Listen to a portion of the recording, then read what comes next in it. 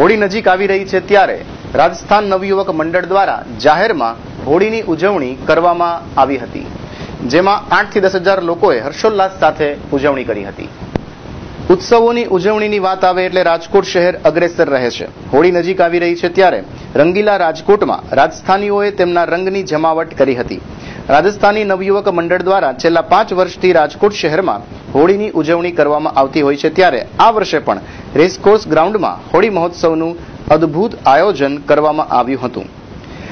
રેસકોર્સના રંગદર્શન theatre તેમજ તેની બહાર યોજાયેલા આ કાર્યક્રમમાં અબીલ ગુલાલની છોડો ઉડી હતી।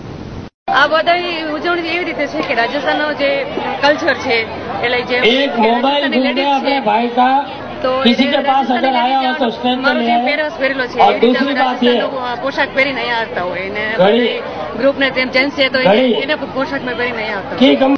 રાજસ્થાનની હોળી દેશભરમાં પ્રખ્યાત છે, ત્યારે રાજસ્થાનીઓએ હોળી મહોત્સવની ઉજવણી કરી રંગીલા રાજકોટ વાસીઓને પોતે પણ કેટલા રંગીલા મિજાજના છે તેનો પરિચય પૂરો પાડ્યો હતો। આ કાર્યક્રમમાં અબીલ ગુલાલની છોડો તો ઉડી હતી, સાથોસાથ રાજસ્થાનનું પ્રસિદ્ધ ગેર નૃત્ય પણ રજૂ કરવામાં આવ્યું હતું। આ નૃત્ય જોઈ ઉપસ્થિત સૌ કોઈ અભિભૂત થઈ ઉઠ્યા હતા। આ ઉપરાંત રાજસ્થાની પરિવારોએ પરંપરાગત લુમર અને ચંગના નાચગાનની રમઝટ પણ બોલાવી હતી। આ હોળી મહોત્સવમાં આશરે 8 થી 10,000 લોકોએ ઉજવણીનો લહાવો લીધો હતો। આ અમારું 5મું હોળી મહોત્સવ છે, જે ભારતભરમાં રાજસ્થાનની હોળી પ્રખ્યાત છે, પણ કેવી રીતે છે એ અમે બતાવવા માંગીએ છીએ। એક પ્રેમ છે, એક ભાઈચારો છે, એક રંગબેરંગી માહોલ છે।